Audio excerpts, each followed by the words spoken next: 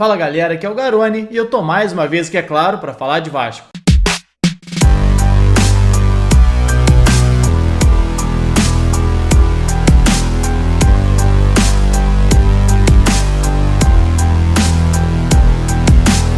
Uma das coisas que eu tava com saudade de fazer aqui no canal era exatamente um vídeo sobre a história do Vasco.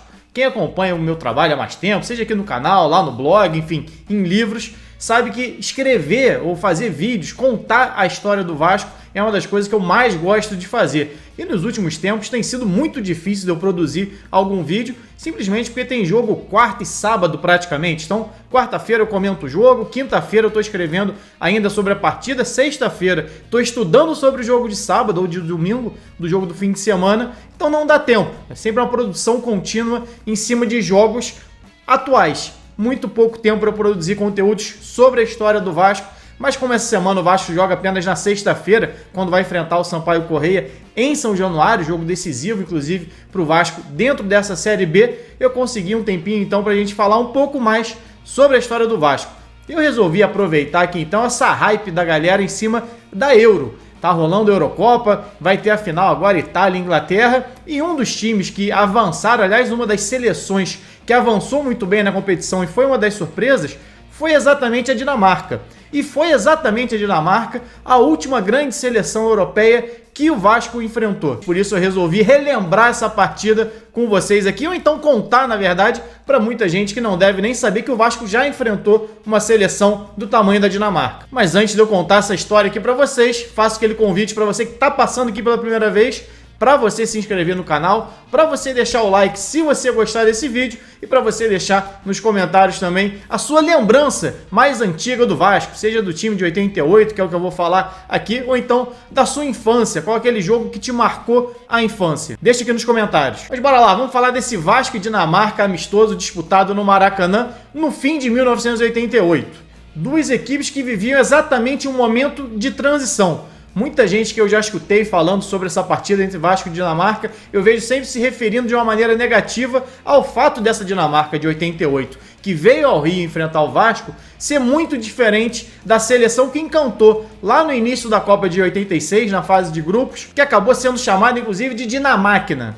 E realmente, esse time que veio enfrentar o Vasco em 88 era muito modificado em relação àquela equipe. Inclusive, só 2 jogadores que entraram em campo contra o Vasco em 88 estiveram na Copa do Mundo de 86. Mas aí tem um detalhe. Se a gente for olhar a seleção da Dinamarca, campeã da Euro em 1992, maior título da Dinamarca no futebol, 8 jogadores entre os 11 que jogaram contra o Vasco, ou os 11 titulares contra o Vasco, estiveram naquela campanha. Exatamente porque a Dinamarca naquele momento vivia um período de transição entre a seleção de 86, comandada pelo Michael Laudrup, e a seleção de 92, que acabaria sendo campeã, tendo como comandante do time o Brian Laudrup, irmão mais novo do Michael. Depois eles chegariam a jogar juntos, inclusive na Copa do Mundo de 98, enfrentando o Brasil. Então aquele time de 88 da Dinamarca era muito diferente do time de 86, mas muito parecido com o time de 92 campeão. E apesar de não ter o Michael Laudrup naquele time que veio ao Rio de Janeiro,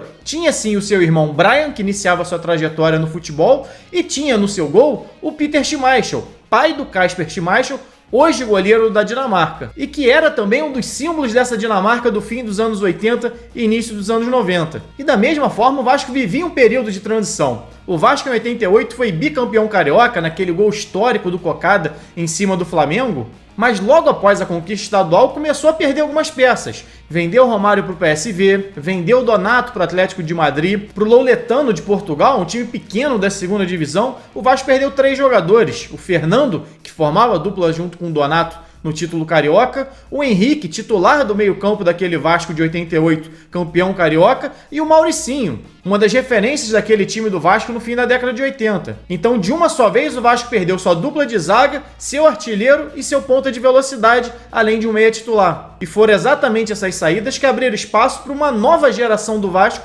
surgir, ou pelo menos se firmar entre os titulares. Aí a gente está falando de um time que tinha Bismarck com 18 anos de idade, Sorato com 19 anos de idade, William com 19 anos de idade, Tiba, Sonny Anderson, França, todos jogadores entre 17 e 19 anos de idade que se firmaram entre os titulares daquele time do Vasco muito por conta das saídas desses atletas. Um time ainda muito forte por conta do que esses jogadores se tornariam, mas um time naquele momento ainda muito jovem também. Então a gente está falando de uma Dinamarca muito jovem se preparando para ser campeã da Euro em 92 e um Vasco muito jovem também se preparando para ser campeão brasileiro no ano seguinte. Depois teria ali a chegada de Bebeto, Marco Antônio Boiadeiro, Quinones, alguns jogadores que fariam desse time um pouco mais experiente e automaticamente mais forte também. Então o duelo entre Vasco e Dinamarca no Maracanã em 88, apesar de um amistoso pouco expressivo, um jogo quase que de exibição,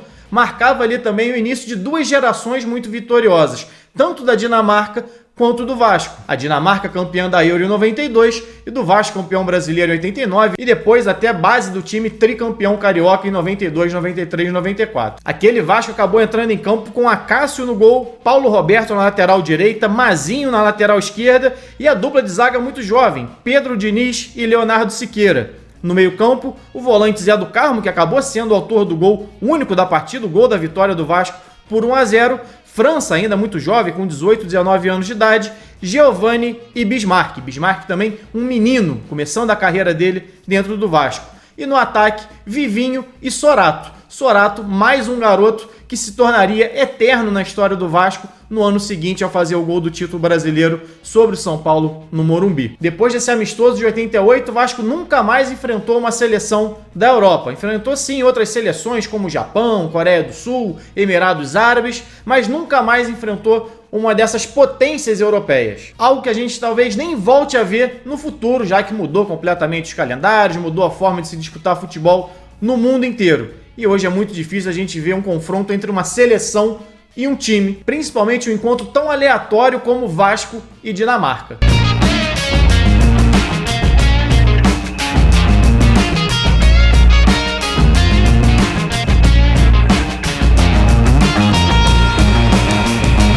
Bom, galera, é isso. Espero que vocês tenham gostado desse vídeo de hoje. Se gostou, não esquece de deixar o like, de ativar as notificações no sininho, se inscrever aqui no canal e, se possível, se tornar um membro para contribuir com o meu trabalho, inclusive a concorrer a alguns prêmios que tem aqui no canal, liga no Cartola valendo camisa do Vasco, desconto no meu livro, desconto em outros livros sobre o Vasco, algumas coisas eu tento trazer sempre para a galera que dá uma moral. Então tem aqui na descrição o link para você se tornar um membro e o link também para você comprar o meu livro, caso você tenha interesse, um livro exatamente sobre a história do Vasco.